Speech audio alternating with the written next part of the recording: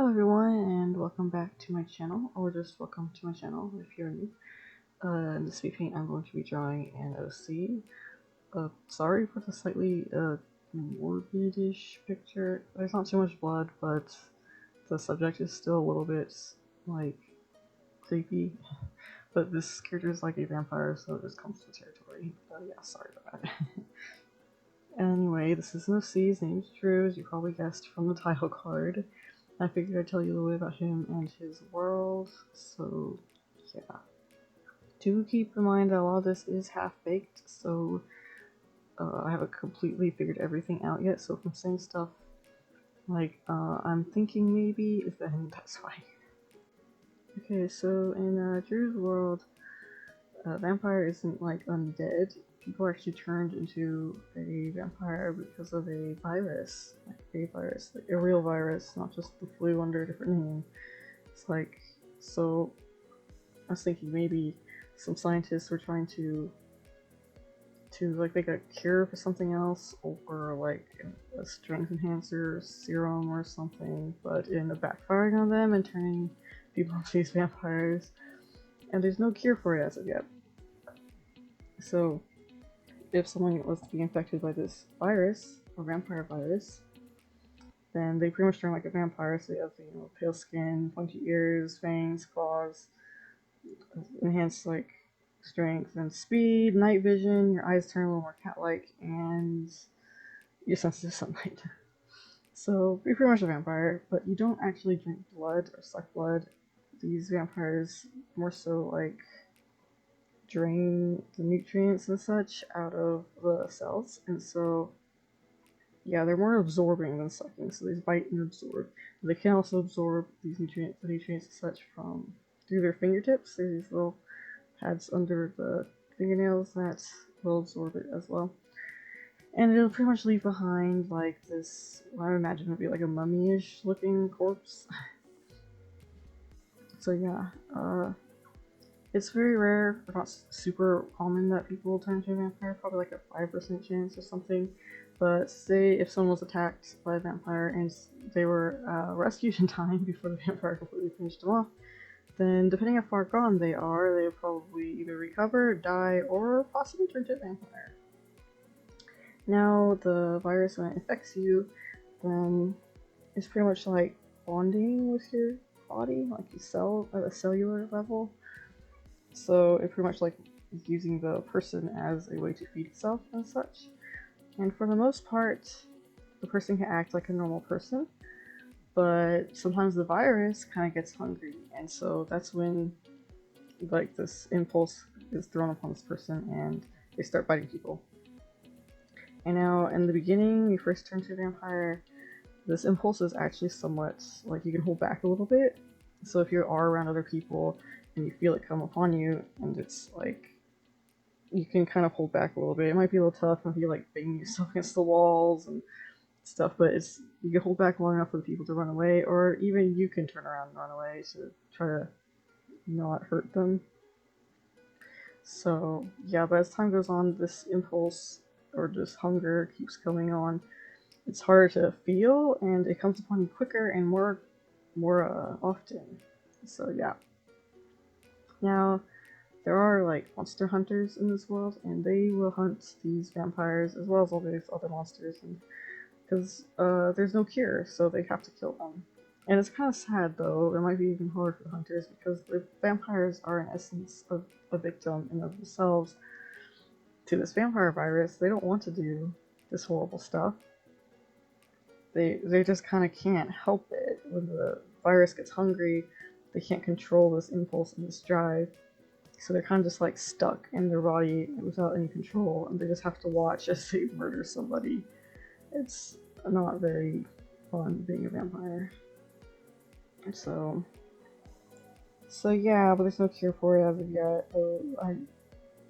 The scientists, probably the same ones who made the virus, are trying to find a cure, or make one. But anyway, yeah, so that's pretty much what a vampire is in this world. It's pretty much somebody's been infected by this virus that makes them like a vampire, and they are kind of like a victim themselves. Okay, so a little bit about Drew himself.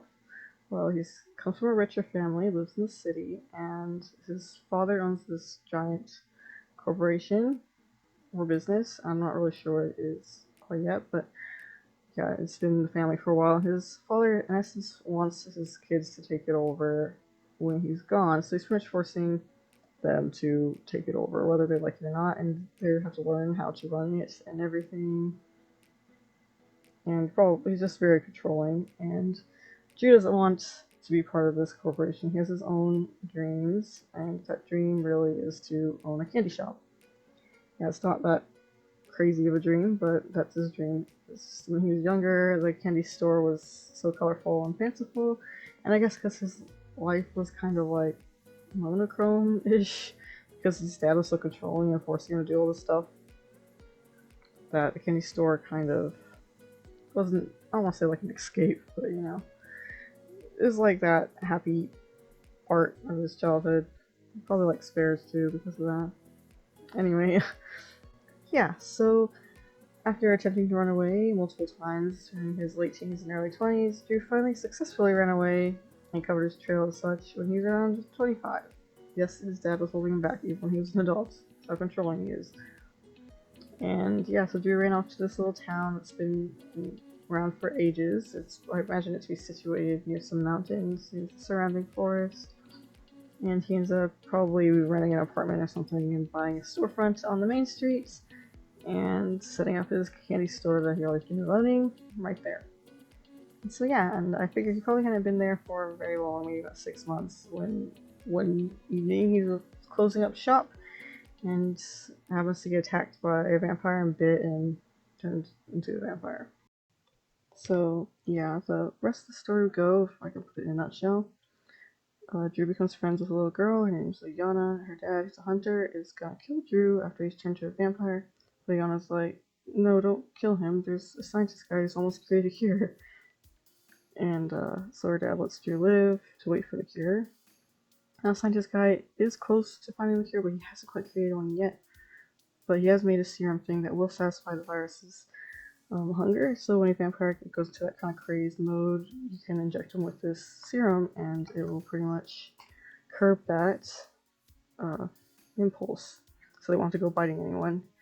But it isn't a cure, it's just like a patch kind of serum.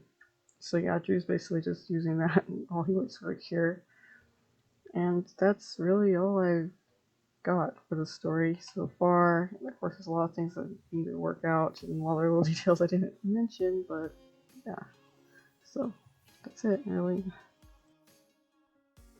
Okay, so a little bit about the drawing itself. As you saw in the beginning, I had sketched out the full body to determine if everything's good, like the posing and such. And I was almost tempted to draw a full body, but decided against it and to with my original plan of like a more of a portrait looking shot.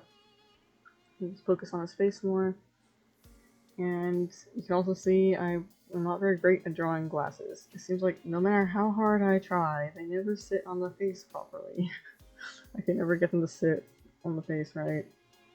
And as you can clearly see, I have no idea how to draw tears, so if you have any tips or tricks on how to draw tears or know someone who does, please do point me in that direction, because I have no idea.